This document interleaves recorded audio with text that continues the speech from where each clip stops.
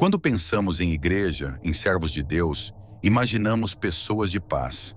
No entanto, por trás de algumas aparências, histórias inimagináveis podem se esconder. Neste caso, um relacionamento proibido entre um pastor e uma nora culminou em uma tragédia que deixou a comunidade em choque. Fique comigo para descobrir como tudo aconteceu. Essa história aconteceu em São Paulo, entre a capital e a região de Mogi das Cruzes, e começa de uma forma completamente comum, sem nenhum sinal claro do que estava prestes a acontecer. Mirelle Peixoto Souza tinha 22 anos. Era uma jovem descrita como alegre, delicada e muito próxima da família. Em algum momento ela conheceu João, e os dois começaram um relacionamento que evoluiu rápido. Namoro, noivado e casamento. Depois disso, Mirelle passou a morar com o marido na casa da família dele, convivendo diretamente com os pais de João. Entre eles estava Adir Neto Teodoro, pai de João, um pastor conhecido dentro da igreja Assembleia de Deus, Ministério do Belém. Ele tinha uma longa trajetória religiosa, com mais de 30 anos de atuação, formação em direito, teologia, mestrado e até doutorado em ciências religiosas. Dentro da igreja era visto como alguém preparado, respeitado e com uma imagem muito bem construída ao longo dos anos. Aos poucos, ele foi conquistando também os membros da nova unidade onde passou a atuar, levando sua família junto para frequentar o local. No início, a convivência entre todos parecia tranquila. Mirelle se adaptou à rotina da casa, o relacionamento com João seguia normalmente e pouco tempo depois ela engravidou.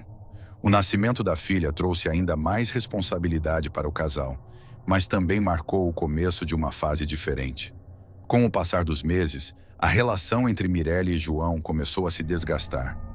Não existem detalhes totalmente claros sobre o motivo da separação, mas o fato é que, entre maio e junho de 2018, os dois decidiram se separar de forma informal, sem oficializar o divórcio. Com a filha ainda muito pequena, Mirelle voltou para a casa da mãe, Celidalva, na zona norte de São Paulo, mais precisamente na região da Brasilândia. Ali ela começou a tentar reorganizar a vida. Passou a procurar emprego, enviava currículos, participava de entrevistas e buscava uma forma de sustentar a filha. Mesmo separados, ela ainda mantinha contato com João, que em alguns momentos demonstrava vontade de reatar o relacionamento. Só que nos bastidores, algumas situações começaram a chamar a atenção. Existiam relatos de conflitos dentro da família, comportamentos estranhos e uma proximidade considerada incomum entre Mirelle e o sogro, Adir. Esses comentários nunca foram totalmente esclarecidos, mas teriam gerado desentendimentos dentro da casa, principalmente envolvendo a esposa do pastor. Mesmo após a separação, há relatos de que Mirelle ainda mantinha contato frequente com Adir, o que levantou ainda mais questionamentos ao longo das investigações. Dias antes do crime, um novo elemento surgiu nessa história. Mirelle teria marcado uma reunião com membros superiores da igreja, onde afirmava que apresentaria provas envolvendo o pastor Adir. Segundo informações levantadas posteriormente, essas provas estariam relacionadas a comportamentos inadequados e possíveis relacionamentos extraconjugais dentro da igreja. Essa reunião estava prevista para acontecer poucos dias depois.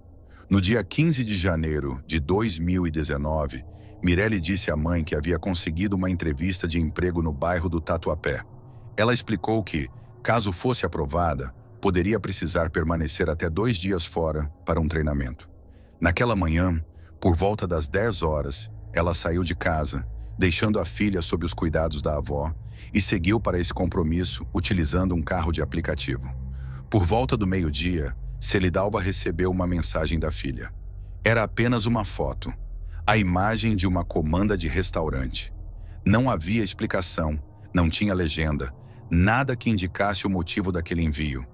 Aquilo parecia estranho, mas não foi suficiente para gerar preocupação imediata. O problema começou nas horas seguintes. Mirelle não respondia mais mensagens, não atendia ligações e simplesmente desapareceu. Ainda naquele mesmo dia, a situação tomou um rumo completamente diferente. Um homem que passava por uma área de mata na região do bairro Itapetí, em Mogi das Cruzes, avistou algo estranho e decidiu se aproximar. Ao perceber que se tratava de uma jovem caída no local, acionou a polícia. Quando os agentes chegaram, constataram que a vítima ainda estava com o corpo quente, indicando que o crime havia acontecido pouco tempo antes. Ela apresentava 3 disparos na região da nuca, caracterizando uma execução. Sem documentos no local, a identificação só foi possível posteriormente, através das digitais. Era Mirelle. No dia seguinte, o velório reuniu familiares, amigos e pessoas próximas. O clima era de choque, tristeza e incredulidade. Durante a cerimônia, uma cena específica chamou a atenção. Enquanto tudo acontecia, Celidalva observava atentamente uma pessoa presente ali, com um olhar diferente, fixo, como se já tivesse entendido algo que ninguém mais sabia naquele momento. Enquanto isso, a polícia avançava nas investigações. Câmeras de segurança começaram a ser analisadas e revelaram os últimos passos de Mirelle. Imagens de um restaurante mostraram ela sentada, aparentemente tranquila, ao lado de um homem mais velho. Depois, registros de um posto de gasolina confirmaram que os dois seguiram juntos por algum tempo. Aquilo se tornou um ponto central na investigação. Essas imagens foram mostradas à mãe de Mirelle, e foi nesse momento que tudo mudou. Ao olhar para o homem que acompanhava a filha, ela reconheceu imediatamente. Era Adir Neto Teodoro, o pastor e ex-sogro de Mirelle. Mesmo diante disso, ela foi orientada pela polícia a não comentar nada, o que explica o comportamento dela durante o velório. Adir chegou a ser chamado para prestar depoimento, mas inicialmente não havia provas suficientes para mantê-lo preso, e ele acabou sendo liberado. Durante o interrogatório, ele optou por permanecer em silêncio, alegando que só falaria em juízo. Ainda assim, em um momento de pressão, deixou escapar que Mirelle vinha causando problemas recentemente, algo que chamou a atenção dos investigadores. Outro detalhe que levantou suspeitas foi o comportamento dele após sair da delegacia. Mesmo com toda a situação, ele viajou com a família para a praia, como se nada tivesse acontecido. Isso aumentou ainda mais as desconfianças. Com o avanço das investigações, a polícia descobriu que o encontro naquele dia não havia sido por acaso. Mirelle teria sido atraída com um pretexto. Imagens e dados apontaram que um segundo homem já aguardava em um posto de gasolina antes mesmo da chegada deles. Esse homem foi identificado como Abraão Rodrigues Silva, conhecido por envolvimento com crimes, incluindo roubos e tráfico. Cerca de um mês depois, com as provas reunidas, a polícia efetuou a prisão de Adir. Confrontado com as evidências, ele acabou confessando participação no crime. Segundo a investigação, tudo foi premeditado. Após sair com Mirelle, ele a levou até uma área mais isolada, enquanto Abraão seguia o veículo. No momento em que pararam, Mirelle foi surpreendida e atingida por disparos pelas costas. Depois disso, o corpo foi arrastado para dentro da mata e abandonado no local. A motivação, segundo o próprio Adir, seria o medo de que Mirelle revelasse informações que poderiam comprometer sua imagem dentro da igreja e fazê-lo perder tudo o que havia construído ao longo dos anos. Ele também afirmou que pagaria ao executor pelo crime, oferecendo ajuda financeira para uma cirurgia de interesse do comparsa. O caso seguiu para a justiça e anos depois veio a condenação. Em 2023, Adir Neto Teodoro foi condenado a 17 anos de prisão.